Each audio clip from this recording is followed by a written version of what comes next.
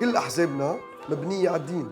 نحن بدنا نخلق حزب جديد يكون فيه من كل شيء، من كل الطوائف، وهيك ساعتها بنبني دولة جديدة تطلع من هالتفكير العنصري والشد الطائفي.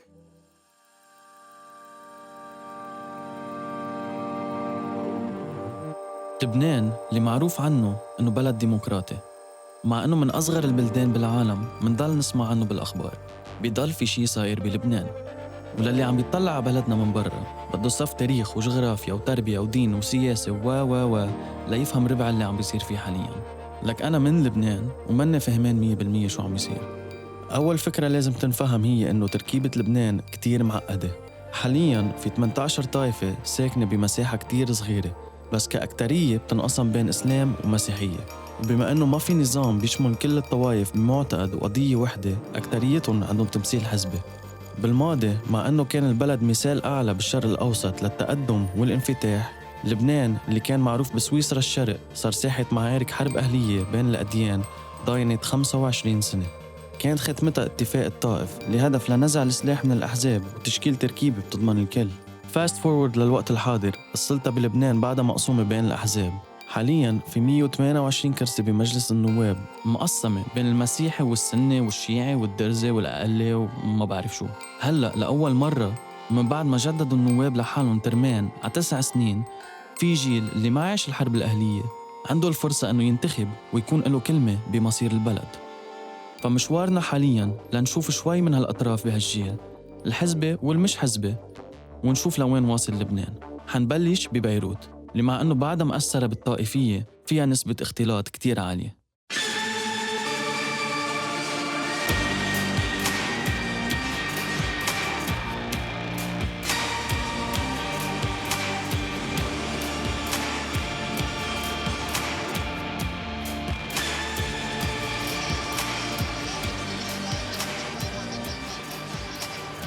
احنا هلا بساحة ساسين، قوات عونية، قوة مسيحية بيسكلي عم بيتحاشدوا، عم بيحتفلوا. هلا اجى القوى الامن الدرك عم بيضبطوا السير لانه صار في كثير عجقة سكر السير، بس في نوع من السلام يعني. هيدي هي الحقيقة.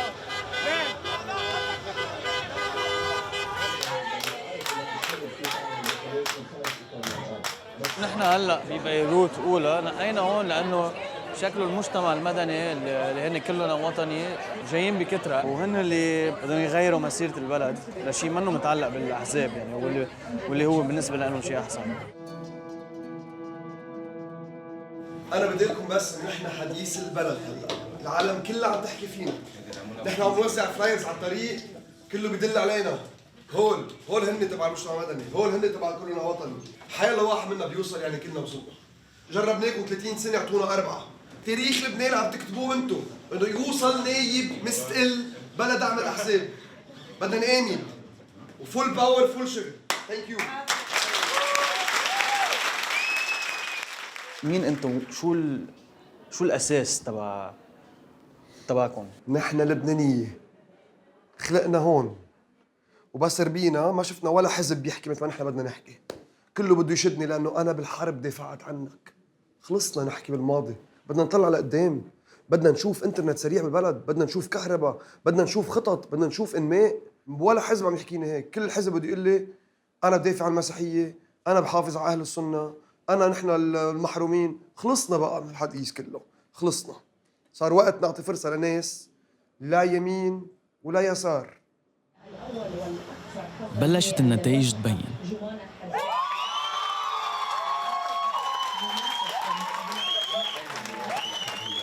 جمانة حداد اللي هي صحفية وكاتبة مشهورة، أرقامها فرجوا إنه فرصتها كتير عالية لتربح، وكرمز كتير كبير بالمجتمع المدني عطت للعالم الموجودة أمل إنه حيصير في تغيير.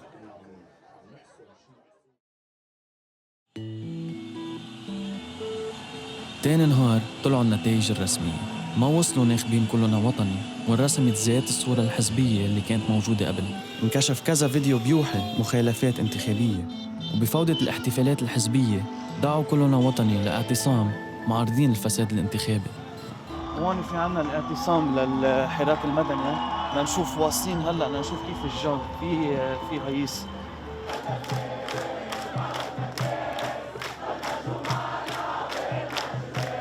هيدي القضية هي قضيتنا كلنا، قضية الوطن. تنزلوا وتصفوا كونوا معنا. بنص الاعتصام اضطروا انه يفتحوا الطريق للجيش لان كان في مشاكل عم بتصير قريبه منه.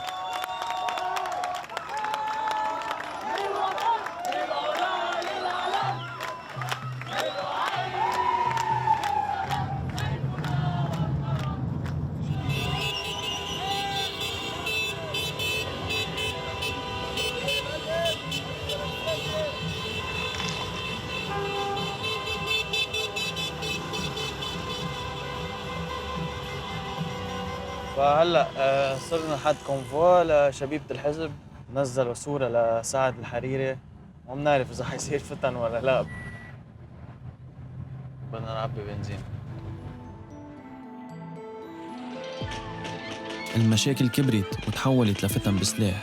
الأحزاب اللي علقوا بين بعض صار بدهم يفرجوا قوتهم علنا بالطرقات، وهون بين الشلش الطائفي اللي أدى لحرب أهلية.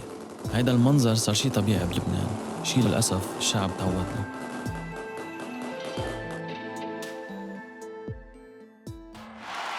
يا شعب لبنان، على لحظة كنت صدقت إني عظيم وإنه فجأة وإز رح يعيش بالعز وبالنعيم.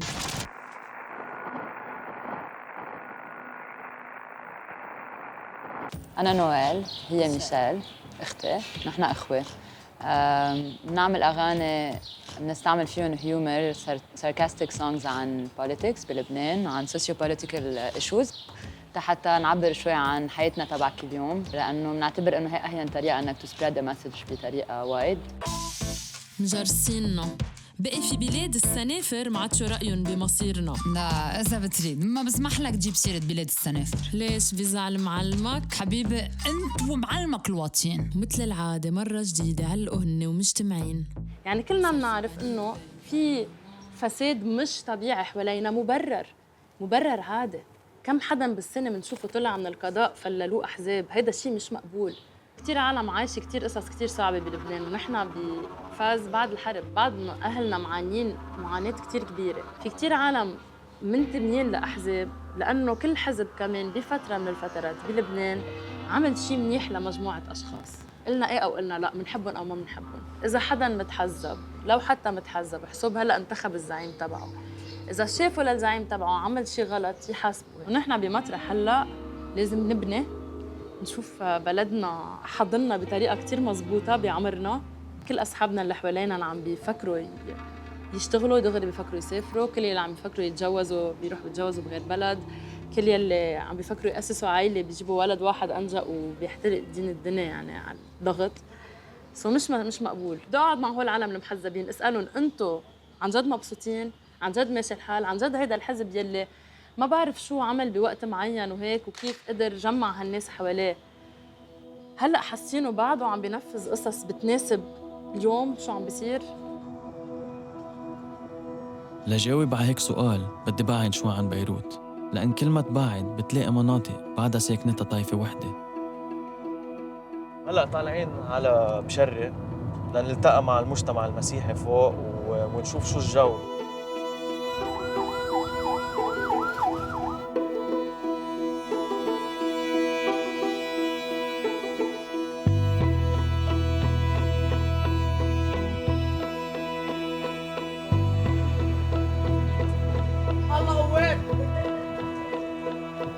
صرنا بشري، المهرجان حيبلش على الساعة 3 هون بساحة مرسابة. في حشد عم يبلش، يعني شكله خلص القداس هلا مش من زمان. في انتماء قوي لحزب القوات. أيها القواتيون يا أهل الوفاء،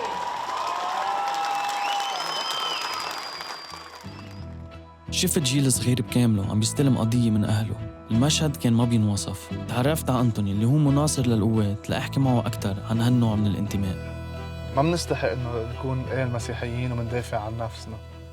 طائفية منا بهالخاطر الكتير كبير يلي بيصوروا لنا إياه، يلي بده يغير وجه لبنان ويغير الدنيا. لا، لبنان قوته وغناه بالطوائف يلي فيه.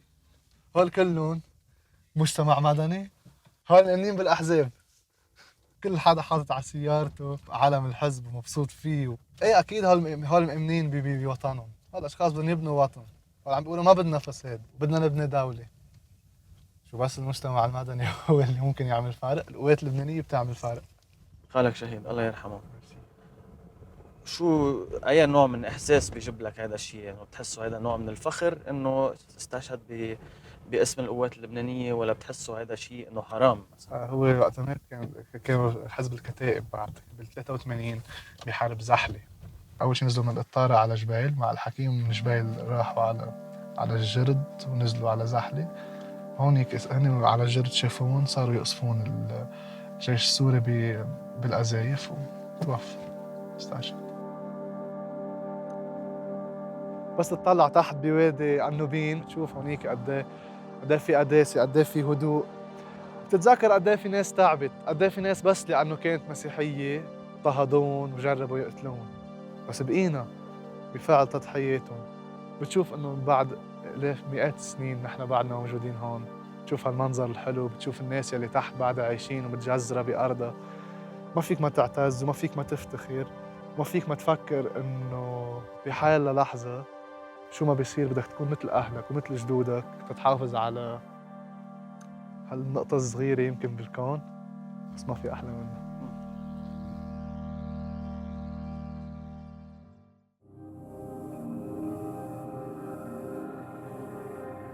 طلعنا من بيروت صوب جنوب رايحين على سور نلتقى مع الصديق محمد صالح، نحكي معه بذات المواضيع اللي عم نحكي فيها مع كل شبابنا من مختلف الطوائف. محمد هو مناصر لحزب الله اللي من أقوى الأحزاب بلبنان، يعتبر حزب جيشي وسياسي بنفس الوقت.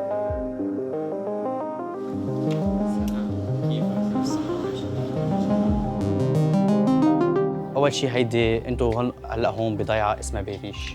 بيريش هي ضيعة جنوبية صغيرة، ما فيها تعدد طوائف، لطائفة وحدة، الطائفة الشيعية.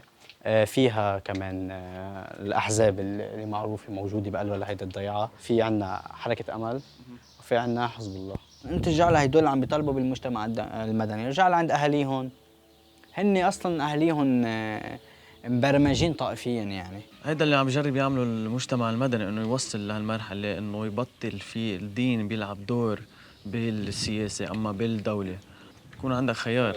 ليك هلا هن قديش صاروا عم بيحاولوا؟ 3-4 سنين، 5 سنين، قديش بيطالبوا؟ وقديش لوين حيوصل؟ ما حيوصلوا لشيء، لانه هي التركيبه الاساسيه هي تركيبه طائفيه. يعني انت بدك تجيب 4-5 مليون شخص ترجع تعمل لهم اعاده تاهيل من جديد للفكر وللذهنيه اللي عندهم، وترجع مثل كانك عم تمحي تعمل فورمات. ما في الميموري مش مثل الميموري العقل. حبيت افهم اكثر عن البيئه اللي ربيان فيها محمد. لكن بتعتبر كل الشباب هون بالمنطقه مثلا بيعتقدوا مثل ما انت بتعتقد؟ شباب الضيعه كلياتهم بيتقسموا، يعني فيك تقول مناصر، فيك تقول في منه مثلا مقاتل. 3/4 اصحابي نسبه 70% هن سالكين هيدا الخط، خط الجهاد والقتال ونفس النهج بحزب الله. طب انت شخصيا عندك افراد اصدقاء عم بيجاهدوا اما استشهدوا؟ ايه اكيد. هو بيعز علينا واخ وصديق لنا وتاثرنا فيه. قد ايه كان عمره؟ بعتقد 23 أو 20 سنه. الله يخليك يا رب. هنيئا له. بالنهايه نحن بنحسده. انا بالنسبه لي انا بحسده. هو ارتاح. كثير صعب علي، بتاثر فيها. انه ما بدي خبرك انه قديش العز والفخر اللي انا فيه هلا، انه هيدا صديقي. كيف كنت قاعد مع شهيد بفتخر فيه صراحه. بالنهايه ما نضحك على بعض، الروح غاليه، فانت عم تقدم روحك اغلى شيء عندك. يعني اذا اجى الامر الواقع انت مستعد تستشهد كرمال قضيه؟ الشيء اللي بيعز علي انه ما كنت هيك، او ما حكون هيك، او ما حقدم، بس ولو عبي رصاص او جهز او كن لوجستي انه ساعد.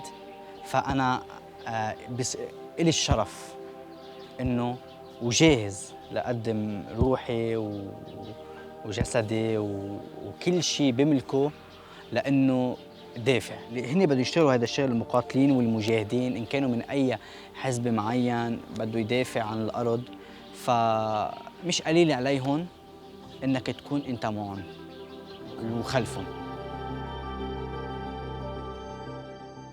ذات العقلية الانتمائية اللي بشوفها مع غير شباب، من غير طوائف، مع غير معتقدات وتقاليد. على مستوى معين بحس معزة لهول الشباب، بس لدرجة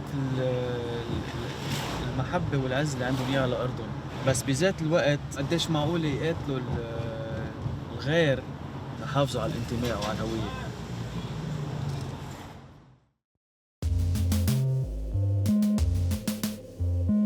حبيت اخذ رأي عالم وما خصهم بالسياسة. ما كان إلي غير رالف وأسيل، اللي مش بس إنهم بعاد عن السياسة بس كمان بعاد عن التقاليد. رالف وأسيل بحبوا بعض بالرغم إنهم من غير دين. هيدي الفكرة العقلية إنه هيدا الشخص وبينتمي لهيدا الدين إنه منه منيح أو نحن أحسن منه أو رح يأذينا أو لمن تجي تشانس أو كل هالأخبار، هول بحد ذاتهم بيولدوا فير عند العالم وخوف. هن يخافوا ينفتحوا ويتعرفوا على غير عالم ويحكوا معهم ويعيشوا سوا. 2 years ago التقيت برالف بالشغل وي كليكت وصرنا كتير أصحاب، وبعدين الأشياء هيك اتطورت وبعدنا مع بعض لهلا صاروا like 2 years. كنت قاعد مع حدا هيديك النهار وحسب ما هو فسر لي اياها انه الشاب ما عليه انه يتجوز برات دينه، بس انه بس سالته طب واذا البنت انه تجوزت برات دينها قال لي لا أوكي. ما بتزبط. نظرة العالم لهذا الموضوع بعتقد صارت كتير قديمة وخلص يعني. على موضوع شخصي العالم كلهم بيفهموا بعضهم، عرفت؟ أصحاب مع بعضهم على الطريق بيحكوا مع بعضهم، بيتعرفوا عالم جديدة. بس ترجع موضوع السياسة تدخل وتذكر كل العالم إنه أنت من هيدا الدين أو أنت من هالسياسة، أنت تابع لهيدا وأنت عم تنتخب هيدا مثلاً. تفصل إذا أنا بدي أجي ألحق هول العالم وهن اللي مفروض يكونوا عم بيزبطوا شيء جديد، رح يكون نفس الشيء اللي صار مع أهلنا وإجوا كلهم صوتوا، إجوا كلهم وقفوا وحاربوا مع هول الأحزاب. وصلنا لليوم البلد الإيكونومي تبعه اقتصاده أبداً مش ماشي حاله، وفي كتير مافيات بالبلد ما بنعرف فيها. لو غيروا وجه، لو غيروا من هلأ ل 100 سنة رح يضل في عالم عندهم هن سلطة وعندهم قوة على العالم. هذا بشوفه أنا.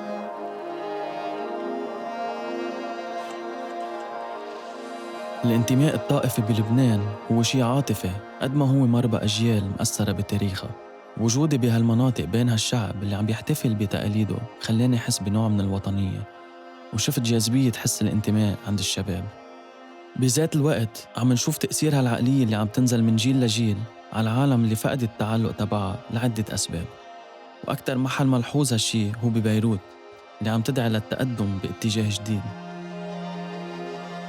بتحس انه العالم بلش تطلع من الاحزاب، انه خي عم تعودونا وبالعكس عم تغرقونا زياده، ان كان بالزباله وان كان بالفساد وان كان بالدين العام. العالم قرفانه، اخرتها واحد بده ياكل ويعيش. اذا بمصلحته عم بيرجع لورا، عم بيشوف عم ترجع لورا، ما في شيء عم يتقدم لقدام، في ضرايب عم بتزيد عليه، بده يبلشوا يفوقوا العالم. بهالمشاوير قدرت شوف أكتر من اللي بعرفه حوالي، مع إنه بلد صغير فيه كذا ممشى حياة، وبين المسلم والمسيحي في كتير غيره وكلهم بدهم يعيشوا. الأحزاب من هوية لبنان ومنا رايحة محل، بس وين بيروح المش متحزب؟ بيضل السؤال إنه شو الأهم، مصلحة المجموعة ولا حقوق الفرد؟